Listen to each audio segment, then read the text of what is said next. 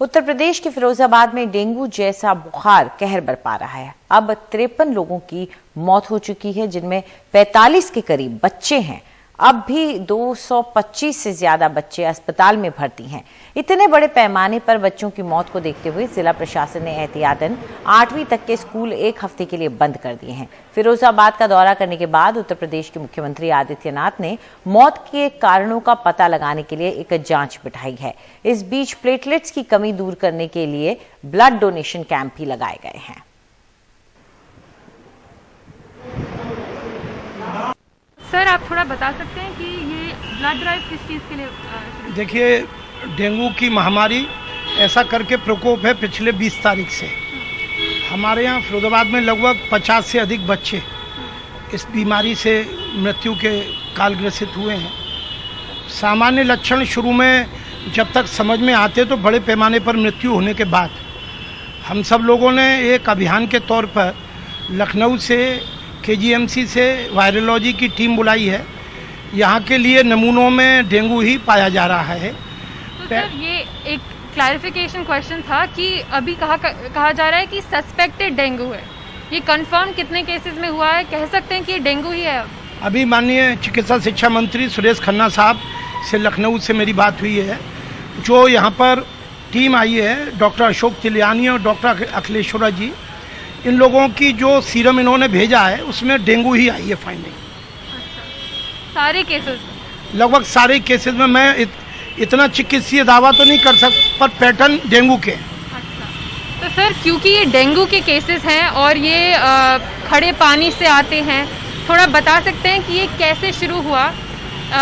हमने मीडिया में देखा था कि आपने कहा है कि यहाँ पानी खड़ा रहा और म्यूनिसिपैलिटी ने ज़्यादा कुछ किया नहीं, तो इसके बारे में थोड़ा क्लैरिफाई कर सकते हैं? इस समय की परिस्थितियों में किसने क्या किया, किसने क्या नहीं किया, एक तथ्य है, लेकिन हमने इसको 3 भागों में माना है। डेंगू की उत्पत्ति सामान्यतः खड़े पानी में, कूड़े, गंदगी में होती है। इसके बाद अगर ये संचारी रोग यानी कि वायरल है जो फैलता है, तो हमारी जो ट्रेसिंग है, हमारी जो सर्विलेंस है कि घरों में जो बच्चे हैं, सामान्यतः गरीब या कमज़ोर क्षेत्र की बस्तियों में ये बीमारी पनपी है, तो वह सीधे मेडिकल कॉलेज तक आए, वह सर्विलांस। और तीसरा, किसी भी आने वाले रोगी बच्चे को प्लेटलेट्स, जंबो पैक अथवा जो आवश्यक दवाएं हैं या उसकी जांचें हैं, उसमें कोई कमी ना हो।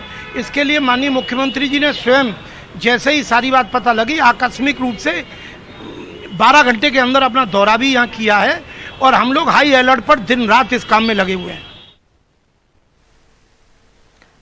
यूपी के आदित्यनाथ सरकार ने मथुरा में चिकन, मटन और शराब की बिक्री बंद करने का फैसला लिया है और जन्माष्टमी के मौके पर मथुरा पहुंचे मुख्यमंत्री ने मीट कारोबार से जुड़े लोगों को दूध से बने उत्पादों के कारोबार से जुड़ने की सलाह भी दे डाली। इस फैसले के बाद मथुरा का जायजा लेने पहुंचे हैं हमारे सहयोगी अक्षय डोंगरे। इस वक्त हम मथुरा शहर में मौजूद हैं और योगी आदित्यनाथ, उत्तर प्रदेश के मुख्यमंत्री, ने जन्माष्टमी के मौके पर यह कहा था कि मथुरा शहर में ना मांस का व्यापार और ना ही शराब का व्यापार करने की किसी प्रकार की लोगों को अनुमति दी जाएगी। हालांकि अभी तक लोगों को कोई लिखित आदेश इस संदर्भ में नहीं दिया गया है, लेकिन लोगों को खास तौर पर इस तरह के रेस्टोरेंट्स को एडमिनिस्ट्रेशन द्वारा मौखिक तौर पे ये कहा गया है कि अपनी दुकानों को जब तक बंद रखा जाए, जब तक कोई आदेश सरकार की तरफ से नहीं आता है। ये ताज होटल है जहाँ पर मीट सर्व किया जाता था पहले, लेकिन इसको बंद रखने के आदेश दिए गए हैं। पहले जन्माष्टमी तक मीट का व्यापार मथुरा में नहीं होता था, जन्माष्टमी के दिन नहीं होता था, लेकिन अब इसका जो टाइमलाइन है उसको बढ़ा दिया गया है। लोग हमारे साथ कई सारे मौजूद हैं। ताज होटल के मालिक भी इस वक्त यहाँ पर है और भी अन्य लोग हैं जो मांस की कारोबार, मीट की कारोबार में कई सालों से है। जमील भाई, सबसे पहले एक बात बताइएगा, कितने सालों से आप इस व्यापार में हैं? हम लगभग 45 साल से व्यापार में हैं।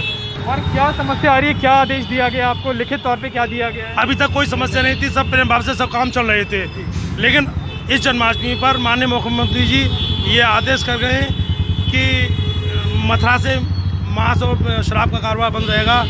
और DO साहब, जो यहाँ के मुख्य खाद्य सुरक्षा अधिकारी हैं, उन्होंने हमें मौखिक आदेश दिए हैं कि जब तक कोई आपको आदेश ना आ जाए, जब तक आप दुकान बंद रखिएगा। कितने लोग आपके पास काम करते हैं तकरीबन? आपकी दोनों शोबे पे कम से कम 10-15 लोग काम करते हैं। 10 से 12 तो अभी उनके लिए क्या समस्या है, क्या क्या उनके जब काम बंद है तो उनके लिए लेबर नहीं है, तनख्वाह नहीं है, खाने से परेशान है। रोज लेबर के फ़ोन आ रहे हैं कि हम काम पे कब आ रहे हैं, कब कैसे लगाया जाए, खाने से परेशान है, कहाँ तक किसी की क्या गया है, बहुत परेशान है। क्या बोला गया, क्या कहकर आपके होटल्स को बंद करवाया गया है, और पहले भी क्या ऐसा ही होता था या फिर इस बार कुछ अलग हो रहा है? इस बार कुछ अलग हो रहा है। पहले जन्माष्टमी पे जो हमने अपने बचपन में देखा है वो तो मुश्किल से 2 दिन की छुट्टी होती थी, लेकिन अब धीरे धीरे उसे बढ़ा के 5 दिन की 8 दिन की कर दिए।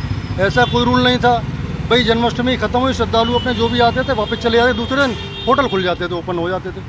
तो मुख्यमंत्री ने जो कहा था पूरे मथुरा में मीट की दुकानें, मीट ना सर्व किया जाएगा, ना प्रोड्यूस किया जाएगा, और दुकानें बंद रहेंगी, शराब की दुकानें बंद रहेंगी, तो उस तौर पे इसके संदर्भ में कोई लिखित नोटिस आप लोगों को दिया गया? लिखित हमारे पास कुछ नहीं है, केवल हमने एक रूमर सुनी है। अब उस रूमर के भाव पे हम लोगों पे प्रेशर बनाया जा रहा है। हम लोग माइंडली डिस्टर्ब हो चुके हैं कि हम लोग क्या करें, क्योंकि आजकल हालात इतने ख़राब हो गए हैं कि अगर हम लोग कहीं कुछ काम करते हैं तो सबसे बड़ा हमें अपनी सुरक्षा का डर लगता है कि हम लोग कहीं जाए, कोई हमारे साथ लिंचिंग जैसी घटना ना हो जाए, और लिंचिंग भारत में एक आम हो चुकी है। रोजगार के ऊपर किस तरह से संकट आपको लग रहा है लोगों के?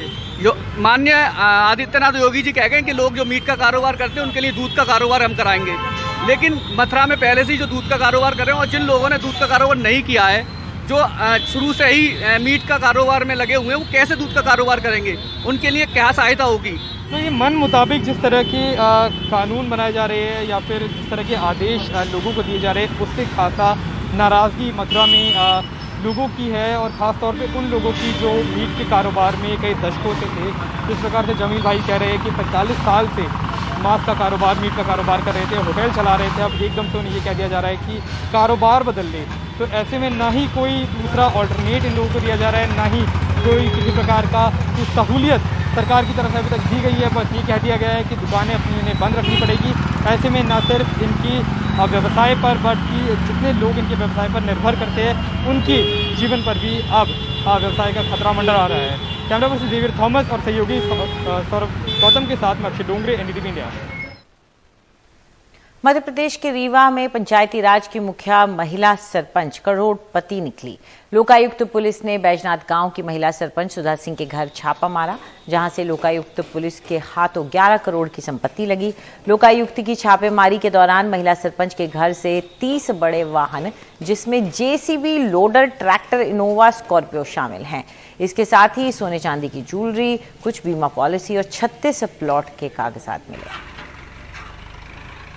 ये बैजनाथपुर गांव हजूर तहसील की सरपंच हैं सुधा सिंह। इनके खिलाफ शिकायत मिली थी अनुपातहीन संपत्ति की। इसमें जो है करीब बड़े वाहन मिले हैं, जो जिसमें जेसीबी मशीन है, चेन माउंट है, लोडर मशीन है और टैंकर हैं, पानी के टैंकर हैं, हाईवा, डंपर, उस टाइप के वाहन मिले हैं। स्कॉर्पियो है, बोलेरो है और करीब 36 के करीब भूखंड मिले हैं। हाँ, इसमें जो है अभी तक जो करीब जो ज्वेलरी है करीब 20 लाख के आसपास की ज्वेलरी, और इन्वेंट्री जो बनी है आवास की करीब 20 लाख रुपए की इन्वेंट्री है। मुंबई से सटे पालघर का एक मछुआरा रातों रात करोड़पति बन गया। 28 अगस्त को चंद्रकांत कोरोना प्रतिबंध हटने के बाद जब समंदर में मछलियां पकड़ने पहुंचे तो उनके छाले में करीब 150 घोल मछलियां फंस गई। किनारे आने पर जब मछलियों की बोली लगाई गई तो इनकी कीमत 1 करोड़ 33 लाख के करीब निकली। घोल मछली में कई औषधीय गुण होते हैं, जिसका इस्तेमाल दवाई बनाने के लिए होता है, इसलिए इस मछली की कीमत हजारों में होती है।